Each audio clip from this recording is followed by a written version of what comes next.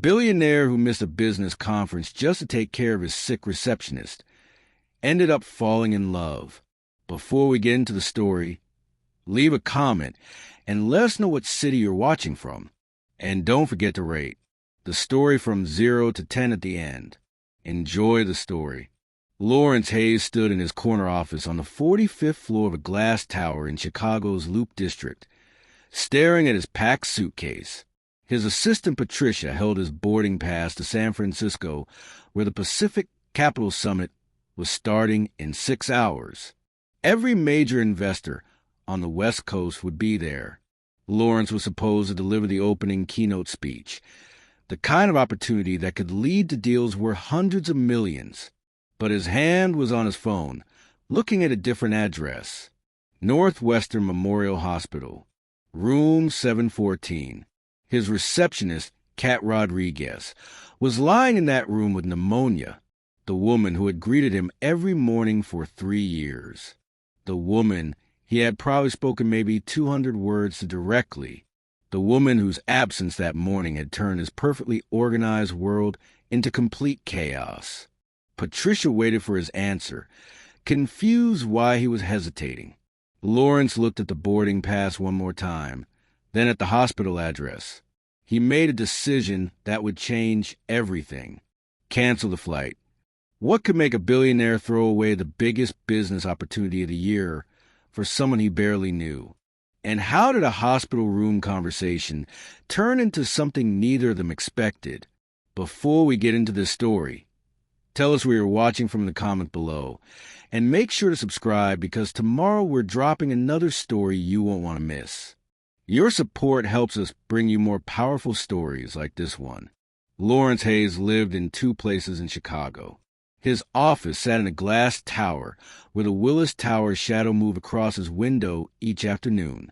His penthouse overlooked Lake Michigan, filled with expensive furniture and silence that felt heavy. He woke at 5 every morning, gym by 5:30, office by 7, meetings until 8 at night, home by 9. This was the life of a man worth $2.3 billion. Kat Rodriguez lived in a walk-up on 18th Street in Pilsen with her mother who had multiple sclerosis and her 15-year-old brother Diego. The rent was $1,400 a month, which sounds cheap until you're the only one working and medical bills arrive every week. Kat woke at 4:30, got Diego ready for school, made sure her mother took medications, caught the blue line at 5:45, at the office by 6:30, left at 5, groceries, homework help, dinner, bills, asleep around midnight. This was life on $42,000 a year. Their worlds existed in the same building, but on different planets. That Tuesday in March, Lawrence walked through the lobby at 6:55 like always, except Kat wasn't at her desk. Instead, Jeremy sat there, a nervous intern who'd been with the company 5 days. His hands shook as he tried to figure out the phone system. "Where's Kat?" Lawrence asked without stopping. "I don't know, sir. They just told me to cover today." By noon, small chaos had erupted. Wrong coffee, wrong conference room, missed deliveries. Patricia, his executive assistant of 15 years, knocked on his door. "We need to talk about Kat. She collapsed yesterday evening at the Clark and Lake Station. She's at Northwestern Memorial Hospital with pneumonia, a bad case." Lawrence tried to remember the past week. Had Kat looked sick? He honestly couldn't recall. She has health insurance through us, right? That's not the problem. Patricia placed a folder on his desk. She's facing eviction. Her mother's medical bills maxed out her credit cards. If she misses 3 days of work, her landlord starts eviction proceedings. She has a teenage brother and disabled mother depending on her. Inside the folder was Kat's employee file. Perfect attendance until yesterday. Her emergency contact form listed only her 15-year-old brother. No parents, no husband, just Diego Rodriguez with a phone number. Lawrence's phone buzzed. "Leave for O'Hare in 2 hours, Pacific Capital Summit." Patricia waited. Cancel my flight to San Francisco. Patricia's eyes widened. The Pacific Capital Summit is the biggest conference of the year. I know what it is. Send my regrets. Tell them I have a family emergency. Do you have a family emergency? Lawrence looked at Kat's file. I'm about to. Northwestern Memorial Hospital sat just north of downtown. Lawrence had driven past it thousands of times but never been inside. Finding room 714 was harder than closing a merger deal. When he knocked and entered, Kat was propped up in bed, connected to N4. Her normally vibrant complexion looked washed out. When she saw him, her eyes went wide. Mr. Hayes? What are you doing here? I heard you were sick. He stepped into the room awkwardly, his custom suit feeling ridiculous. I wanted to check on you. Shouldn't you be on a plane to California? The Pacific Capital Summit starts tonight. I canceled it.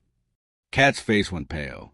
Please tell me you didn't cancel the biggest conference of the year because of me. I'm fine.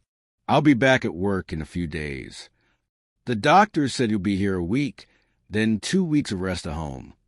I can't take 3 weeks off. My rent is due, and Diego needs new shoes and my mother's medications. She stopped, pressing her lips together. Lawrence pulled the uncomfortable visitor chair closer. Diego is your brother. He's 15. You read my file. I did. I'm sorry I didn't read it sooner. For the next hour, Kat told him everything about her mother's MS diagnosis 3 years ago, the mounting medical bills, Diego, who was smart enough for college but running with friends making bad choices, giving up her architecture dreams to pay bills, the apartment in Pilsen that wasn't much but was home. Lawrence found himself talking to about growing up in Detroit, his father losing his job at the auto plant, the shame of food stamps, the apartment where they studied by streetlight because the electricity got shut off. I built an empire, he said, but somewhere along the way, I forgot why. Success became about proving I wasn't that scared kid anymore. But it's never enough. You're lonely, Kat observed. The truth hit hard. Yes. Over the following days, Lawrence restructured everything. He visited Kat every morning with breakfast from Lou Mitchell's. He met Diego, who was wary until they worked through calculus problems together. He met Mrs. Rodriguez, whose sharp eyes assessed him carefully. So you're the boss who finally noticed my daughter exists, she said. I'm not proud of how long it took. Lawrence had Patricia quietly handle Kat's financial crisis. 6 months rent paid. Medical bills cleared. College fund for Diego. All presented as company benefits Kat supposedly qualified for. But the money was the easy part. The harder part was showing up, sitting in uncomfortable chairs, being present. He explored Pilsen, discovering a Chicago he'd never seen. Murals on brick buildings. Family restaurants. Diego's soccer games at Harrison Park. In the hospital, during long conversations, Lawrence and Kat discovered unexpected connection. They challenged each other intellectually, debated Chicago architecture, discussed the ethics of development and gentrification, the responsibility of wealth. You could still be an architect, Lawrence said one afternoon. Kat shook her head. That dream is for a version of me that doesn't exist anymore. I have responsibilities. What if those responsibilities were taken care of? Then they wouldn't be mine to carry. And that weight has shaped who I am. I don't know who I'd be without it. By Friday, the news played coverage of the Pacific Capital Summit, his competitors being interviewed, his absence noted. 3 days ago, missing this would have felt like career suicide. Now it barely registered. Do you regret it? Kat asked. Lawrence considered honestly. No, and that should terrify me, but it doesn't. Why should it terrify you? Because I've spent 20 years believing those conferences were the most important things in the world. If I don't regret missing one, what does that say about everything I built? Kat smiled. Maybe it says you built enough. Maybe you're ready to ask what comes next. That evening, Lawrence walked the Chicago Riverwalk alone. His phone buzzed, constantly with questions about his absence. He ignored them all. What started as obligation had become something else. He thought about Kat at odd moments, anticipated their conversations. It wasn't just attraction. It was recognition of something he'd lost in his climb to the top, genuine human connection. With Kat, he was just Lawrence, not the billionaire. Just a man trying to figure out what mattered. Monday came. Lawrence drove Kat home to her building on 18th Street. She hesitated before opening the car door. Thank you for everything this week. You didn't have to do any of it. I wanted to. Why? Because somewhere in building my empire, I forgot how to be human. You reminded me. Kat reached for a bag. This week was important to me too. But you have your world, and I have mine. They don't actually overlap in real life. Why can't they? Because you're a billionaire and I'm a receptionist. In 2 weeks, I'll go back to my desk, you'll go back to your meetings, and this will become a nice story you tell at dinner parties. Diego came running out, relief flooding his face. Behind him, Mrs. Rodriguez watched from the doorway. Lawrence helped Kat up 3 flights of stairs to an apartment that was small but full of life. Family photos covered one wall. It's not much, Kat said defensively. It's home. That's more than I can say about my place. Over the following weeks, Lawrence restructured his life. He delegated more. His company thrived without his constant involvement. He visited Kat during recovery, helped Diego with college applications, showed up at soccer games, ate at family restaurants in Pilsen, where every grandmother treated him with firm kindness. He met Mrs. Rodriguez, who sized him up sharply. He arranged for her to see specialists, quietly clearing obstacles. But attention was inevitable. A photographer caught them at Navy Pier. By morning, headlines screamed, "Chicago Billionaire's Mystery Woman," from front desk to front page. The coverage was cruel. Kat was called a gold digger. Lawrence's rivals whispered he'd lost his edge. Diego faced questions at school. Reporters staked out their building. "This is what I was afraid of," Kat said, showing him a tabloid. "I'm not built for this world. My family isn't built for this." Then we changed the world. You can't change society because you want to date someone. Watch me. Lawrence went public, but on his terms. He did an interview with Vocalo, a Chicago community radio station. "I built a billion-dollar company," he said, "but I became so isolated I didn't notice when someone who made my life work was nearly dying. Kat Rodriguez taught me that success without connection is decorated loneliness." He talked about growing up poor, about realizing his wealth meant nothing if he couldn't recognize extraordinary people regardless of job title. The interview went viral because it was a rare admission that the view from the top wasn't as great as everyone imagined. By summer, Kat returned to work and enrolled in evening classes at Illinois Institute of Technology, finally pursuing architecture. Lawrence restructured his business, spending more time in Chicago, being more selective about opportunities. They navigated their relationship carefully. Kat called him out when he was thoughtlessly privileged. Lawrence pushed her to dream bigger. They argued about money and class and fairness. But they also laughed, explored Chicago together, found places belonging to both their worlds. Diego eventually came around. Mrs. Rodriguez warmed when Lawrence showed up consistently, not with money but with genuine presence. By fall, they found their rhythm. Not easy, but real. They existed in the tension between different worlds, building something new in the space between. Summer arrived with heat, that made the lakefront the only bearable place. Kat balanced reception work with evening architecture classes. 3 nights a week, she studied design and engineering, then reviewed the next day's schedule for Pinnacle Ventures. Lawrence watched her juggle everything with quiet competence. When he offered reduced hours, she refused. "I started this job, and I'm going to finish it properly. I don't want anyone saying I coasted once I started dating the boss." The relationship generated attention, shifting from gossip to something more thoughtful. Lawrence's business approach changed fundamentally. He evaluated investments differently, asking questions he'd never asked before. What happens to families already living there? Where do they go when rent doubles? His partners thought he'd gone soft, but sustainable, community-focused infrastructure investments were solid business.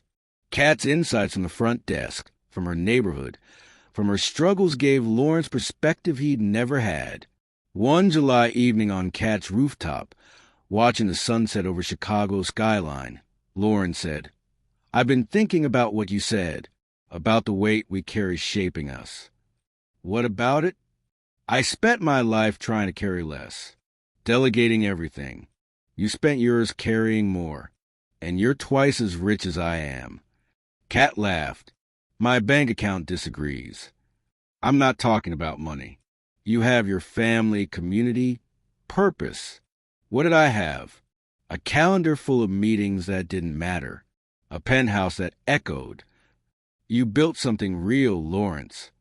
I built a monument to my own insecurity. Every deal was proof I wasn't that poor kid anymore. But it was never enough because I was trying to disprove something rather than prove something." Kat leaned against him. "You're being too hard on yourself.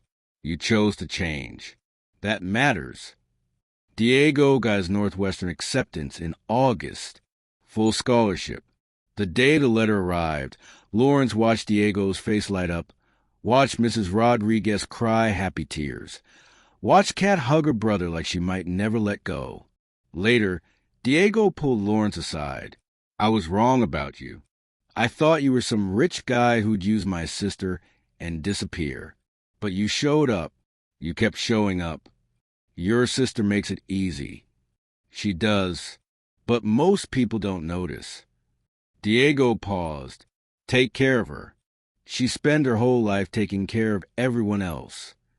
In September, Mrs. Rodriguez's health stabilized significantly. Lawrence arranged for her to volunteer at a community center, helping immigrant families navigate health care. "You gave me my life back," she told him. "Not just my health, but my purpose." In October, a board meeting tested everything. Senior partners wanted to invest in luxury townhouses in Pilsen. High returns. The buildings they demolished included Mrs. Rodriguez's community center. "No," Lawrence said. The room went silent. "We're not doing this project. The returns are exceptional. This is exactly what we look for. The neighborhood isn't transitioning. It's home to families who've lived there for generations. We're not displacing them for profit. That's not how business works." "Then maybe we need to change how business works." 2 partners left. Lawrence restructured Pinnacle Ventures' investment criteria to include community impact. Wall Street thought he'd lost his mind. But Lawrence had learned what Kat knew. You couldn't build real success on other people's displacement. By November, Kat completed her first semester, straight A's while working full-time. Her final project redesigned affordable housing in Pilsen, not luxury condos, but beautiful, functional spaces for working families. "This is what I wanted to do," Kat said, showing Lawrence her designs. Spaces where normal people can live with dignity. What would it cost to actually build this?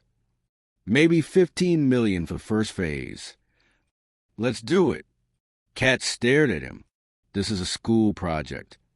"Why can't it be both? You design it. Pinnacle Ventures funds it." Kat's eyes filled with tears.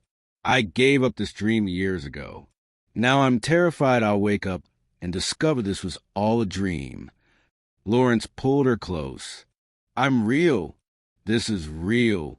Your dreams are real. Part 2, Building Something Real. Winter hit hard, but inside Pinnacle Ventures, something was changing. Kat's affordable housing project moved from assignment to actual development. They chose a vacant lot on 18th Street, 3 blocks from Kat's apartment. Kat spent lunch breaks at the site, talking to neighbors. An older woman suggested community space. A young mother asked about playgrounds. A teenager wanted basketball courts.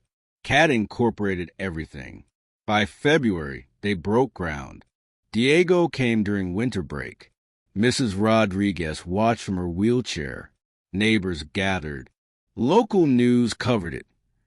Billionaire developer and former receptionist building affordable housing in her own neighborhood. Lawrence's business model shifted entirely. Profitability wasn't the only metric. He evaluated projects on community impact and whether they made people's lives genuinely better. Kat graduated in May with her architecture degree. 28 years old, finally achieving what she dreamed at 18. Lawrence attended her graduation with Diego and Mrs. Rodriguez. Feeling pride that had nothing to do with money, Kat joined Pinnacle Ventures as Director of Community Development. Her first project expanded the Pilsen development. Her second was mixed-use housing in Bronzeville, combining affordable apartments with retail space for local businesses. By summer, the first Pilsen building neared completion. Kat walked through with Diego. You did this, Diego said, looking at bright apartments with big windows. We did this. You, me, Mama, Lawrence. Everyone who believed it was possible. In August, Lawrence and Kat attended a charity gala at the Chicago Cultural Center. Standing beneath the Tiffany Dome, Kat asked, Do you ever feel out of place here? I used to feel out of place everywhere, but not anymore. What changed? I stopped trying to prove I belonged and started deciding what I wanted to build. That's all you. You taught me that. Mrs. Rodriguez hosted Sunday dinner in September. The table was covered with homemade tortillas, pozole, chili rellenos. It was a kind of meal that took days to prepare. This is for you, she told Lawrence, for seeing my daughter when everyone else looked through her. I should be thanking you. You raised an extraordinary woman. You taught her everything I needed to learn. After dinner, Diego played guitar, Mexican folk songs, American classics, music that bridged cultures and generations. This was wealth, Lawrence realized, not his penthouse or bank account. This, family around a table, food shared with love, people who chose you and built something together. In October, Kat and Lawrence attended the opening ceremony for the Pilsen Housing Project. The building stood 3 stories tall, its facade decorated with murals by local artists. Families were moving in. After official speeches, a woman approached Kat, holding a young girl's hand. Thank you. I worked 2 jobs as a home health aide. Now we have our own home, because of what you built. Kat's eyes filled with tears. What's your name? Patricia. We're building them together. That's the point. By December, Lawrence and Kat stood at 360 Chicago Observation Deck, the same place they'd talked months ago about weight and purpose. I've been thinking about what you asked, Kat said, about what we're doing long term. I think we're proving different worlds can overlap if people choose to build bridges. I want to marry you, Lawrence said. Kat turned surprised, not because it's expected, but because I want to build everything with you. I was half alive before I met you. Kat smiled, asked me properly. Lawrence knelt, pulling out a ring he'd carried for weeks. People nearby started noticing. Kat Rodriguez, will you marry me? Yes. Of course, yes.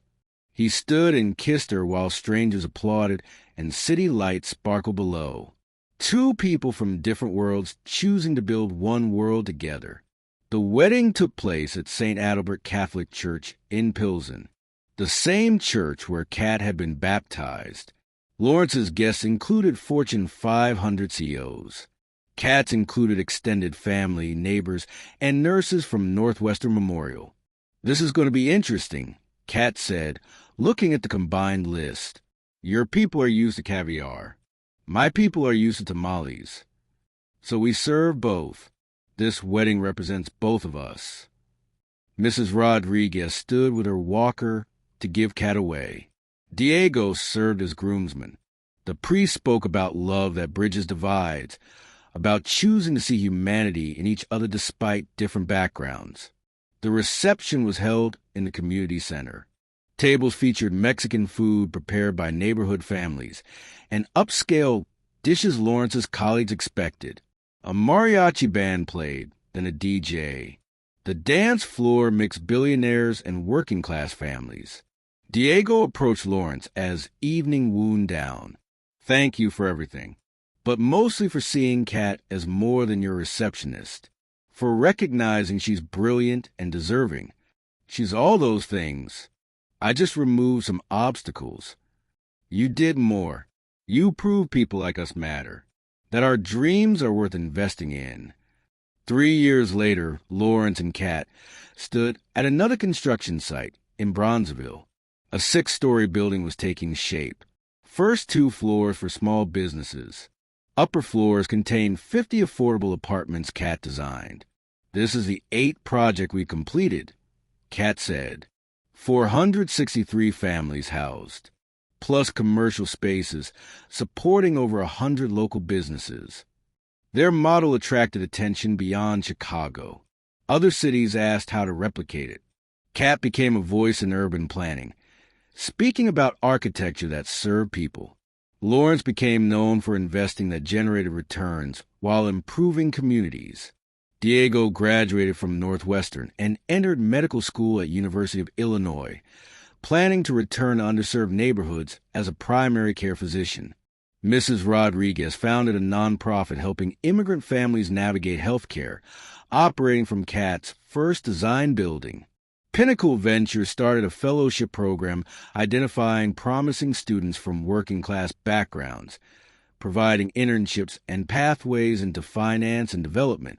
Several fellows joined full-time after graduating, bringing perspectives that had always been missed. The story rippled beyond their direct work. Other executives started questioning their approaches. A few restructured companies to include community impact metrics. Some started paying attention to employees they considered invisible. One evening, Lawrence and Kat hosted dinner at their Logan Square Greystone.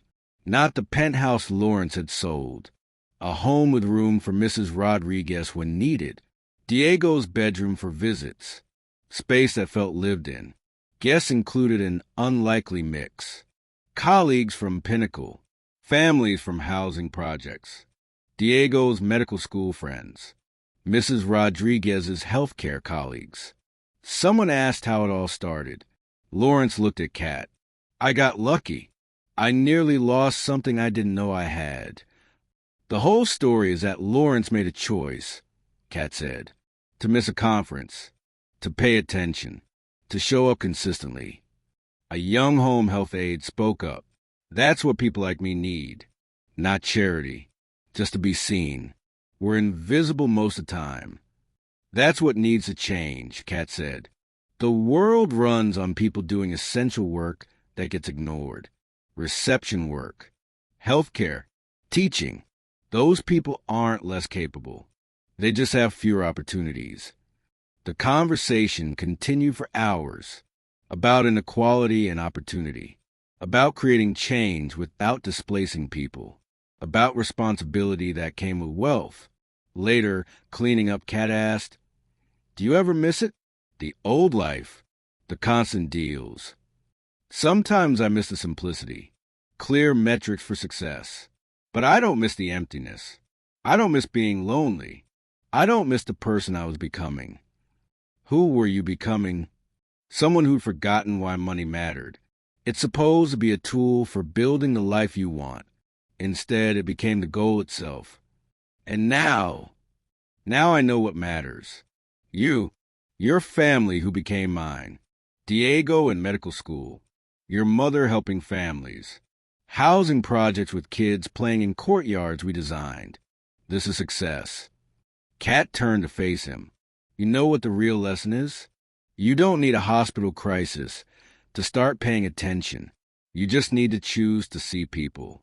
To recognize that everyone has a story, everyone has capability, everyone deserves dignity. Most people won't make that choice until something forces them. But we can model it, show it's possible to build success without stepping on people. They stood in their kitchen, in their lived-in house, in a neighborhood mixing wealthy and working-class families. Outside, Chicago hummed with millions of people living millions of stories. Lawrence saw them now, or tried to. Kat had taught him that seeing people was a practice, not a destination. The story of the billionaire and receptionist had become bigger than their relationship. It became a reminder about what was possible when people chose connection over isolation, when they valued humanity over hierarchy. Would it change the world? Probably not entirely, but it changed individual lives. For 163 families in affordable housing, Diego in medical school, Mrs. Rodriguez helping others, employees feeling valued. That was enough. Years later, people still told the story. Sometimes details changed, but the core remained. A man who had everything discovered, he had nothing until he nearly lost someone he'd never noticed. A woman invisible her entire working life finally got recognized. Together, they proved different worlds could overlap, that love could bridge class divides, that success could include rather than exclude. The measure of Lawrence's life wasn't billions accumulated. It was families with stable housing, employees who felt valued, the nephew in medical school, the wife whose dreams finally had space, the mother-in-law who could help others. That was real wealth that couldn't be measured in bank accounts. It started with a simple decision: to miss a conference, to visit a hospital, to see someone invisible, to choose presence over prestige.